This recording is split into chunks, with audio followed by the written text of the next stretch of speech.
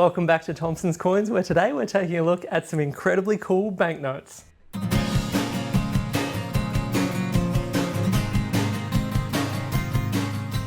I alluded to this video happening last week, and I'm delighted to inform you that I've actually gotten around to doing it. It was really nice to, earlier in the week, last week now, have a really nice array of Note Printing Australia banknote folders come through the store.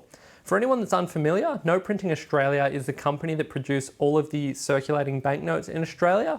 They were originally established, I think it was in the early 1900s, maybe around 1913, 1914, and they're a subsidiary of the Reserve Bank of Australia. So what they do is they produce all of the banknotes that we use, and in 1981 they relocated from their Fitzroy office out to Craigieburn, which is actually relatively local to the shop here. And it was here that the world famous 1988 bicentennial banknotes were produced.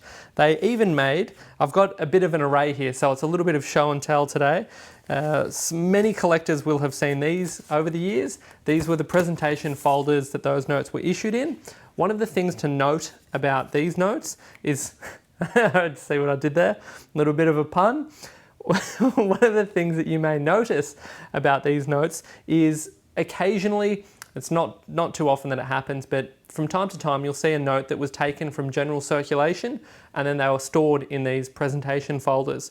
The way that you can identify whether or not you have one of the notes that was originally issued in these folders is they actually feature on this side the first date of issue, which was the 26th of January in 1988.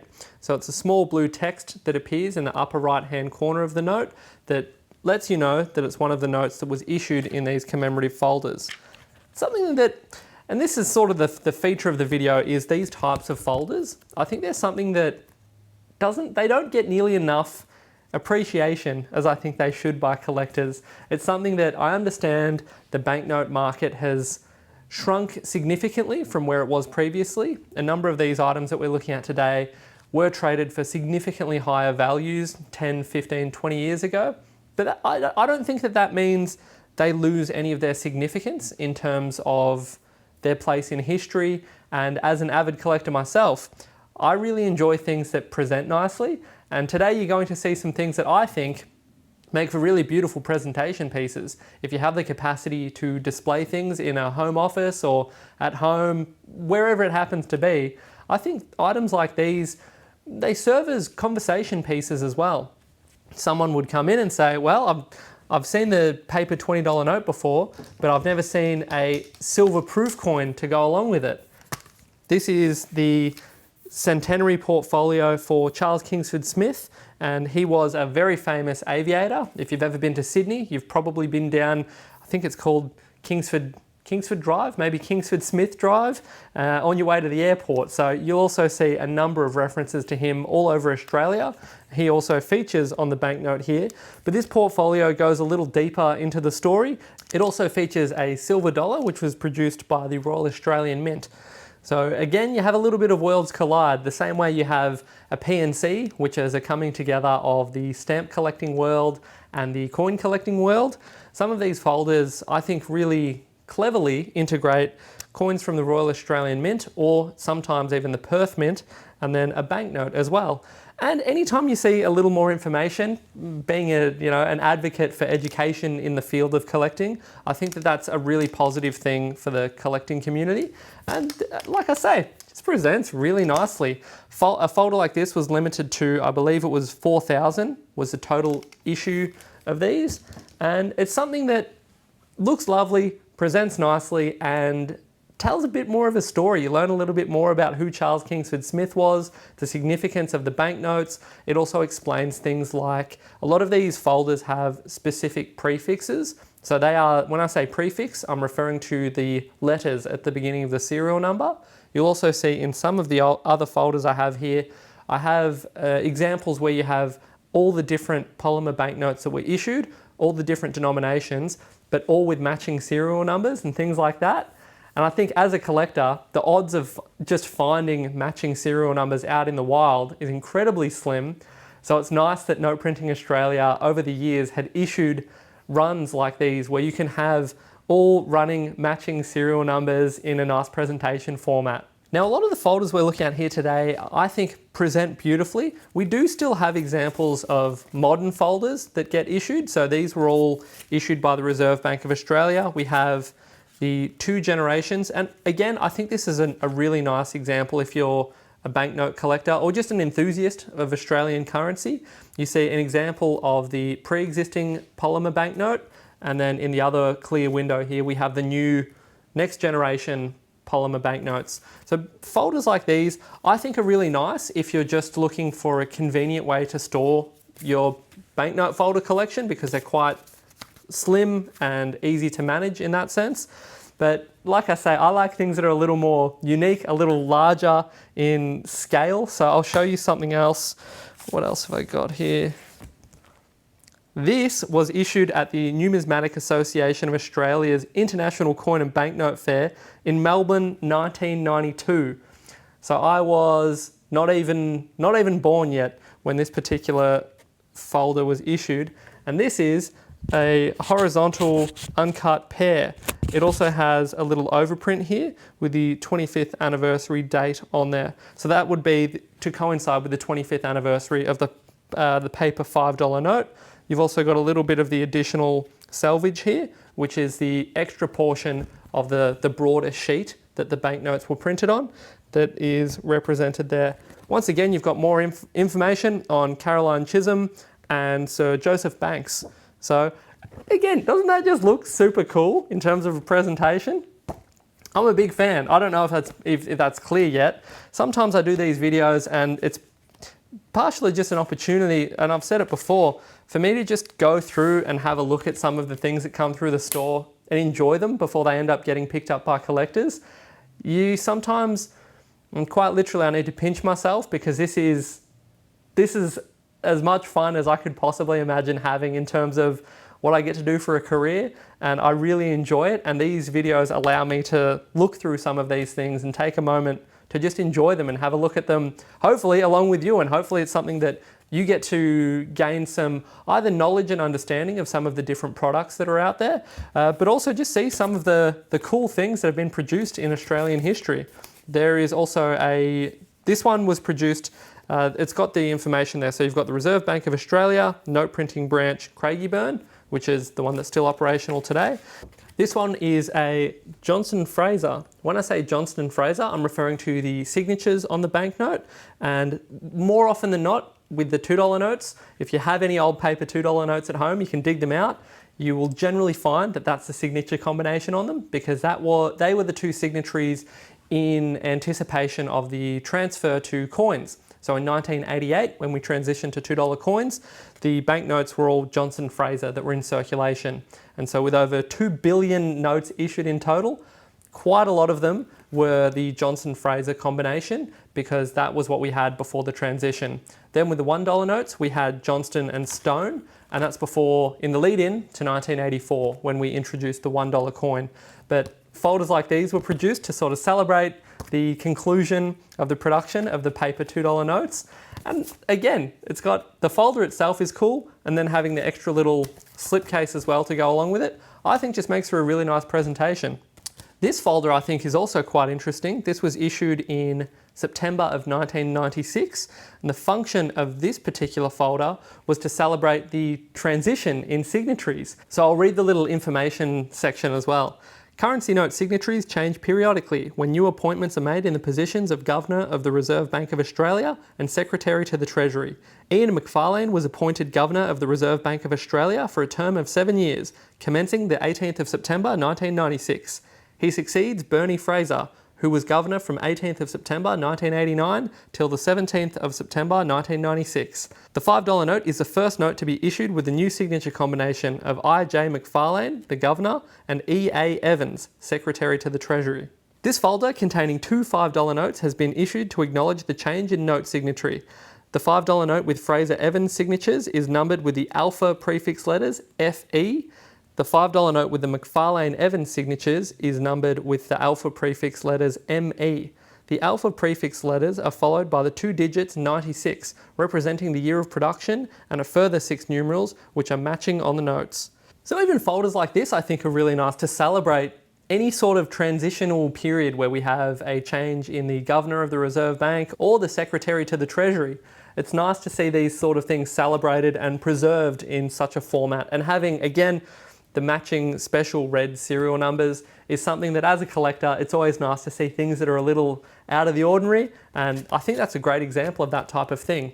It also gives you a little bit more information and context for why people get excited about collecting signature combinations, serial numbers, prefixes, and things like that. So I think this type of product from a collector's perspective is also really useful from an educational perspective. You don't just have to rely on published material, things like the Renix Guide or the various banknote catalogues that have been produced by people like Mick Vaught Ronald. It's nice to have a convenient package with a little bit of information as well. And it's also something that, if nothing else, you can just show your friends and say, isn't this pretty cool? I've got, banknotes with matching serial numbers and things like that. I think it's kind of cool. Then we have a $5 note folder. This is another cool example of celebrating a transitional period. We have among the last paper $5 notes ever issued, as well as among the first ever polymer $5 notes that were ever produced in Australia. You may also notice that this is a lighter pink colour. This was only done for this year, and then they shifted to the darker purple type. I'll get a bit of a wriggle on because I think I'll be here all day. There are $20 and $10 note folders. These are in the same style. This is the last of the paper and then the first of the polymer.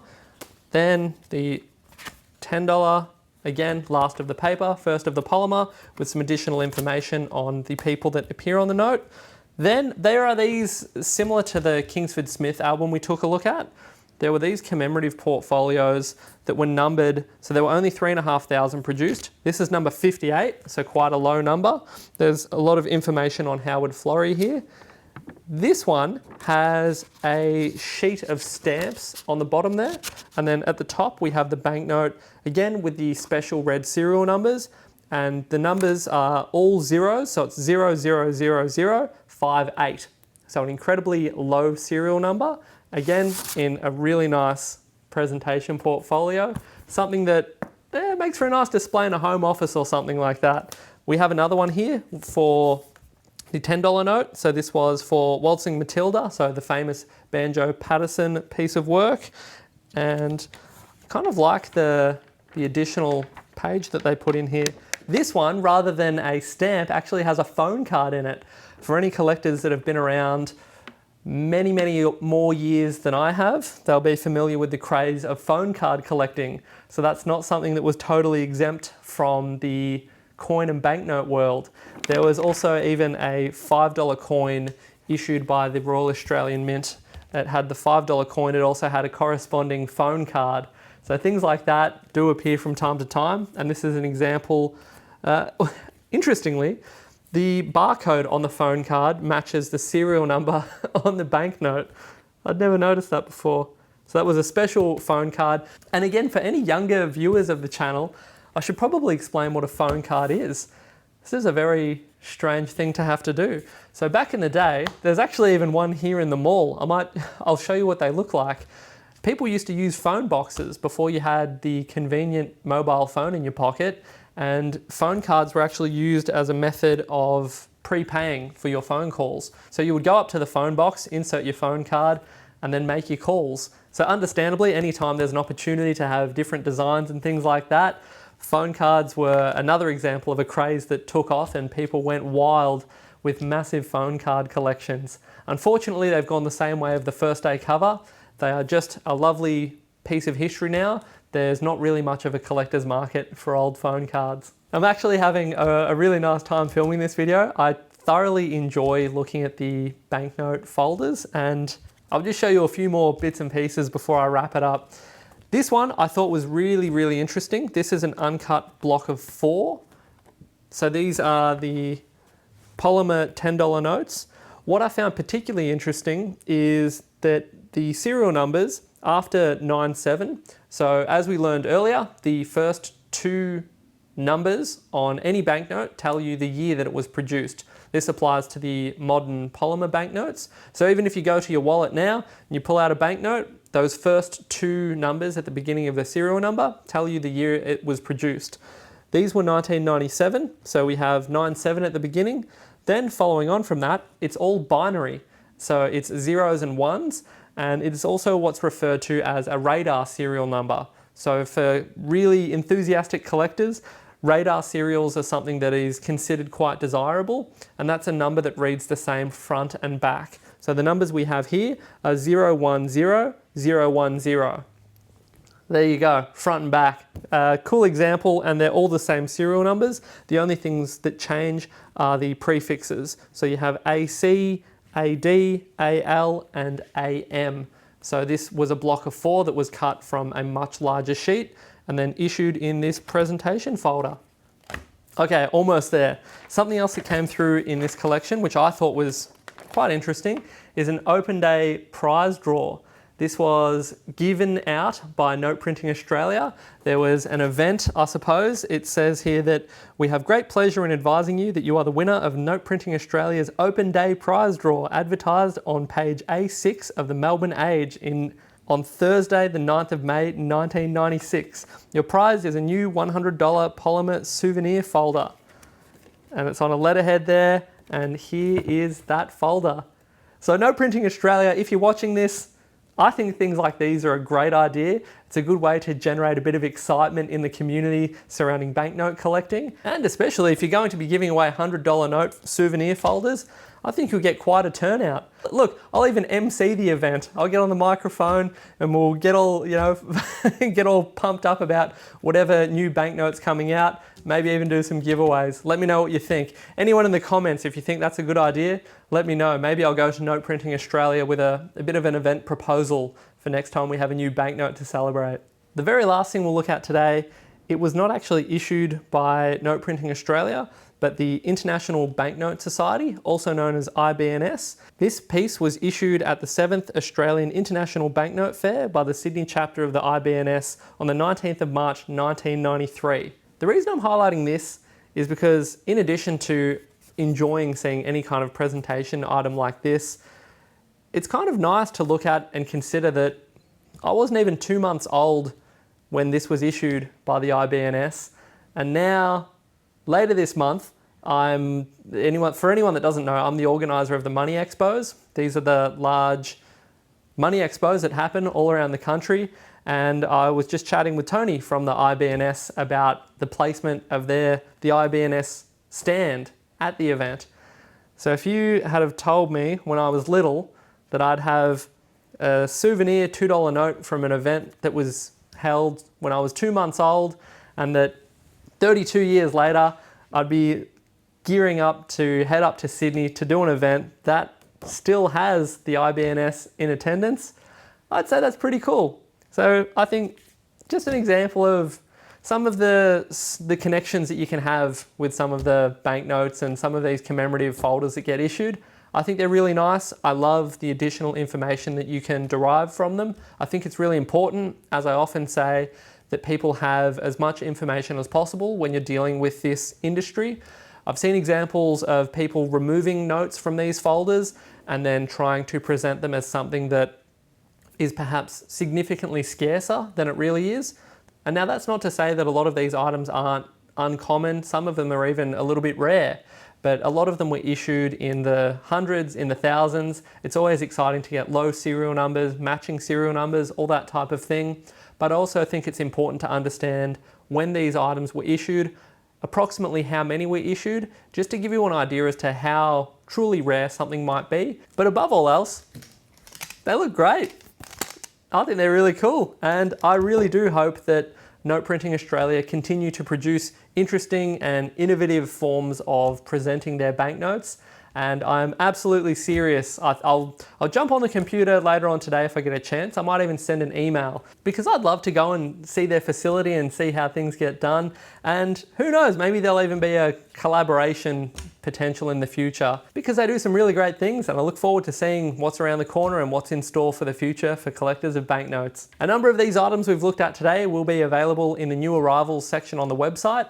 Otherwise, you can come on down and visit us in store. We're here at Shop 8 in Boronia Mall, which is 50 Dorset Square in Boronia. We're open from Tuesday to Friday, 10 till 4, and we're even here on Saturdays from 10 till 3. There you go. Thanks for joining me on this, once again, a little bit of a detour from conventional Australian coin collecting, but hopefully this goes a little ways to highlight some of the other avenues that you can explore. If you're getting a little bit overwhelmed with, the new bluey coins that are about to come out and you're finding yourself a bit stressed, take a breather, maybe take a look at some banknotes. There's some great stuff out there. That's all. Thanks very much for watching, and we'll see you soon.